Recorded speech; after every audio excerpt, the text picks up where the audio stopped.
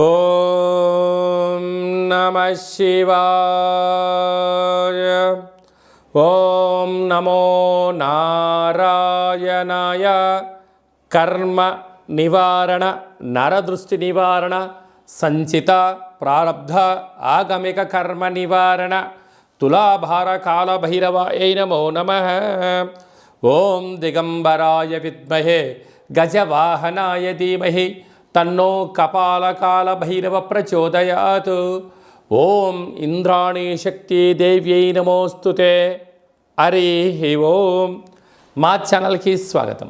చూస్తున్న వీక్షకులకు, ప్రేక్షకులకు, ప్రియ కాళ భైరవ భగవద్బంధులకి స్వాగతం పలుకుతూ, మమ్మల్ని ఎంతగానో ఆదరిస్తూ ఉండబడినటువంటి ప్రియ సోదర సోదరీమణులకు అందరిపైనను, సనాతన ధర్మ సంరక్షకులకు, జ్యోతిష్య అభిమానులకు అందరికీ కూడా స్వాగతం పలుకుతూ, ఆదివారం అమావాస్య పుష్యమి నక్షత్ర సందర్భంగా అందరికీ నిండు నూరేళ్ల ఆయురారోగ్యాలను ప్రసాదించాలని శ్రీ కాళీ సమేత కాళభైరవ స్వామిని వేడుకుందాం.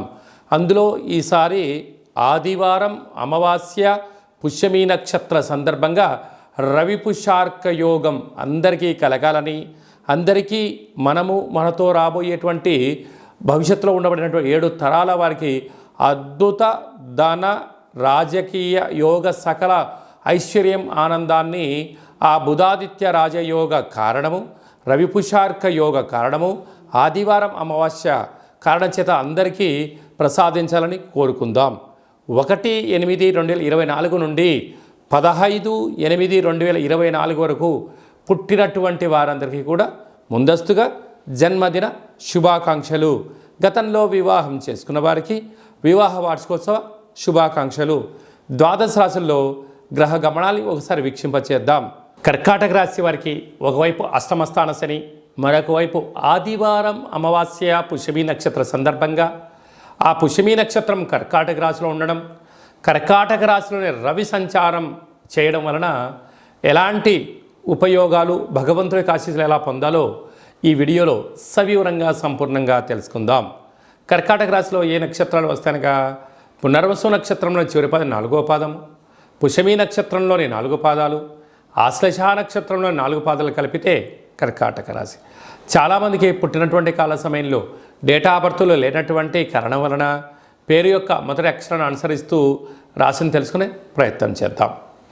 హీ, హూ, హే, హో, డా, డి, డు, డే, డో అక్షరాల వారందరూ కూడా కర్కాటక రాశి జాతకులే. కర్కాటక రాశి యొక్క అధిపతి చంద్ర భగవానుడు.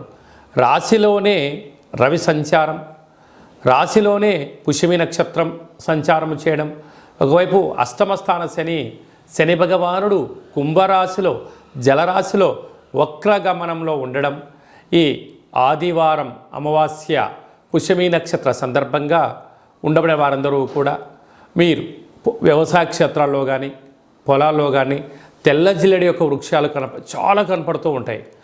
ముందుగానే చూసుకొని ఒక 6 రోజులు ముందుగా ప్రతిరోజు వెళ్ళి ఒక చెంబు నీళ్ళు పోసి దీపాన్ని పెట్టి రోజు దండం పెట్టుకొని రండి.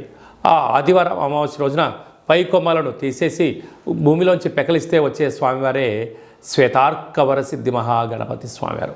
ఆయనను తీసుకొని వచ్చి బాగా మట్టిని కడిగి సింధూరాన్ని పూసి పూజా మందిరంలో ఉంచండి. అద్భుతమైనటువంటి ఆనందకరమైన విశేషమైనటువంటి ఆ సాక్షాత్గా వరసిద్ధి గణపతి స్వామికి ఆశీస్సులు కలిగి ఆనందం, అదృష్టం రాబోయే కాలమంతా సువర్ణ యుగం అని చెప్పి గమనించాలి.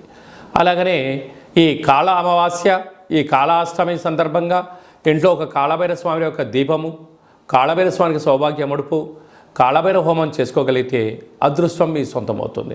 అలా కుదరలేనటువంటి వాళ్ళు ఈ కింద నెంబర్ సంప్రదించినట్లయితే మీ పేరు పైన ప్రత్యేకంగా కూష్మాండ దీపాన్ని, కాళభైరవ హోమాన్ని చేయించి వీడియో కాల్ ద్వారా ప్రత్యక్షంగా చూపించి మీకు ప్రసాదాన్ని కూడా అందజేయడం జరుగుతుంటుంది. అలాగనే 2వ స్థానంలో బుధ శుక్ర సంచార స్థితి, తృతీయంలో కేతు సంచార స్థితి, అష్టమంలో శని సంచార స్థితి, భాగ్యంలో రాహు సంచార స్థితి, లాభంలో కుజగురు సంచార స్థితి కారణం వలన స్థిరాస్తులు, చరాస్తులు మీ సొంతం కాబోతున్నాయి. కనుక ఈ అష్టమి రోజున, ఈ అమావాస్య రోజున దూర వాయు జల ప్రయాణాలు పెట్టుకోవద్దు. ప్రమాదాలు పొంచి ఉన్నాయి, జలగండాలు ఉన్నాయి. పవర్తో, మ్యాగ్నెట్తో, ఆయుధాలతో దయచేసి చెలగాటం ఆడవద్దు. అలాగా స్వయం వృత్తులు, సేవారంగాలు, వ్యాపారాలు, రియల్ ఎస్టేట్ రంగాలు, హోటల్ వ్యాపారాలు, సాఫ్ట్వేర్, హార్డ్వేర్ ఉద్యోగస్తులు, వ్యవసాయ సోదరీమణులు, గృహ భవన నిర్మాణ కార్యక్రమం చేసేవారు, అనేక రంగాల వారికి మంచి కాలం ఉంది. జాగ్రత్తగా దీపం ఉండగానే ఇల్లు చక్కబెట్టుకోండి. రాబోయే భవిష్యత్ అంతా కర్కాటక రాశి వారిదే అని చెప్పి గమనించాలి.